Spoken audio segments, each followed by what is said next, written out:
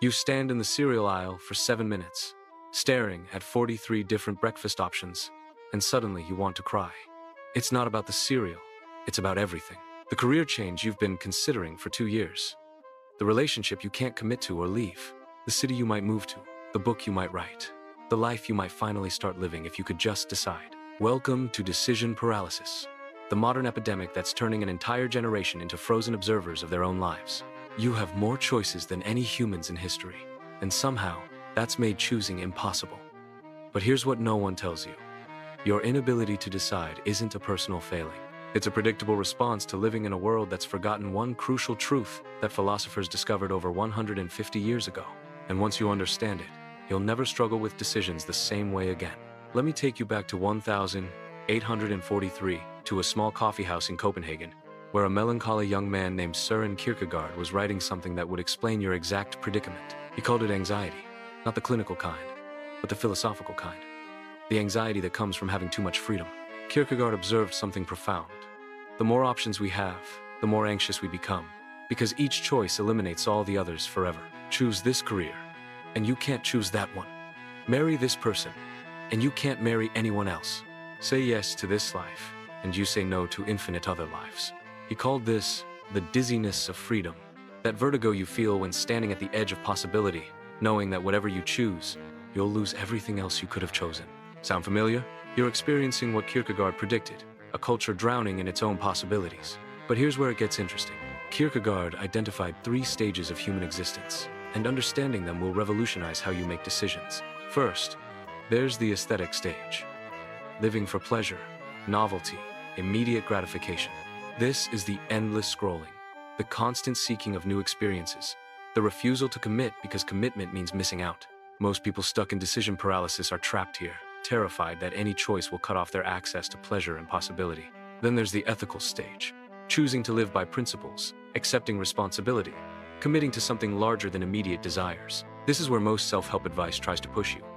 Just pick values and stick to them. But Kierkegaard saw a problem here too. What if your chosen principles are wrong? What if you commit to the wrong thing? Finally, there's what Kierkegaard called the religious stage. Not necessarily about God, but about taking a leap of faith into authentic existence. It's the recognition that you must choose without perfect information, that commitment itself creates meaning, that waiting for certainty is waiting for death. Here's the uncomfortable truth. You will never have enough information to make the right decision. The perfect choice doesn't exist. Certainty is an illusion you use to avoid the anxiety of being human. Jean-Paul Sartre built on this insight a century later with a phrase that terrifies most people. You are condemned to be free. You cannot not choose. Even refusing to decide is a decision. Even staying stuck is a choice. You are always choosing, whether you acknowledge it or not. But Sartre offered something liberating too. Existence precedes essence. You don't have a predetermined purpose you need to discover. You create your purpose through your choices. The meaning of your life isn't something you find. It's something you build, decision by decision. This is why your decision paralysis feels so existentially heavy. You unconsciously understand that your choices are creating who you become. So you freeze, hoping to avoid the responsibility of self-creation. Let me share a story that illustrates this perfectly. In the 1950s, psychologist Barry Schwartz's research team gave shoppers a choice between 24 varieties of jam, then later offered a different group only 6 varieties. The result? People offered fewer choices were not only more likely to make a purchase, but reported greater satisfaction with their choice. We've mistaken endless options for freedom, but they're often the opposite. True freedom comes from the ability to choose well within constraints, not from having unlimited options. The ancient Stoics understood this intuitively. Marcus Aurelius wrote, "Confine yourself to the present, not because the future doesn't matter, but because anxiety about future choices pulls you out of the only moment where you actually have power." This one, Epictetus taught something even more radical. Some things are within our power, while others are not. You can't control the outcomes of your decisions, only the quality of your decision-making process. Once you truly grasp this, decision paralysis begins to dissolve. But how do you actually apply this philosophy to your frozen life? First, embrace what I call productive ignorance. You will never know enough. Accept this as a fundamental condition of existence, not a problem to be solved. The goal isn't to eliminate uncertainty, but to act wisely within uncertainty. Second, practice temporal thinking. Ask yourself, How will I feel about this decision in 10 years? Most of the agonizing choices that consume your mental energy will barely register in your future memory. This isn't nihilistic. It's liberating. It frees you to choose based on what truly matters rather than phantom future regrets. Third, understand the paradox of choice. Having some options increases satisfaction, but having too many decreases it. When facing overwhelming choices, artificially constrain them. Pick 3 options. Maximum.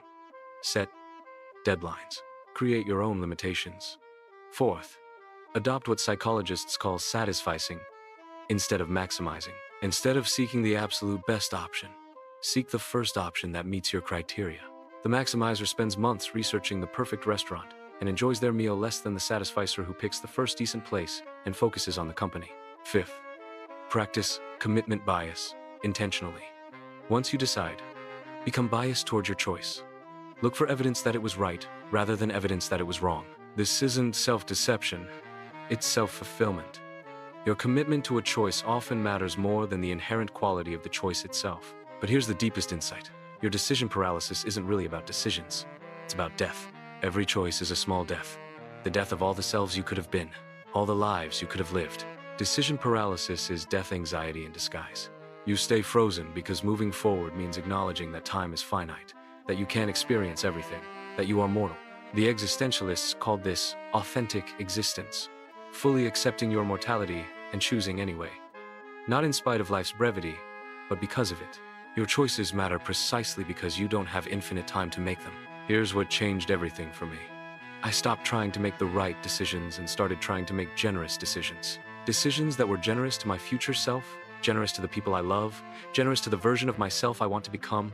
This reframes everything. Instead of, what's the perfect choice? Ask, what's the most generous choice? Instead of, what if I'm wrong? Ask, what if I'm brave? Instead of, what will I lose? Ask, what will I create? The ancient Chinese philosopher Lao Tzu wrote, a good traveler has no fixed plans and is not intent upon arriving. But he also wrote, a journey of 1,000 miles begins with a single step. You don't need to see the whole staircase to take the first step. You don't need to know your entire future to choose your next move. You just need to choose with intention, commitment, and the understanding that choosing itself is what makes you human. As you leave here today, I want you to make one decision you've been avoiding. Not tomorrow, not when you have more information, not when you feel ready. Today, choose something small if you need to, but choose. Because here's what Kierkegaard understood that our culture has forgotten. Anxiety is the price of possibility, but paralysis is the death of it. You came into this world with the magnificent burden of freedom. The least you can do is use it.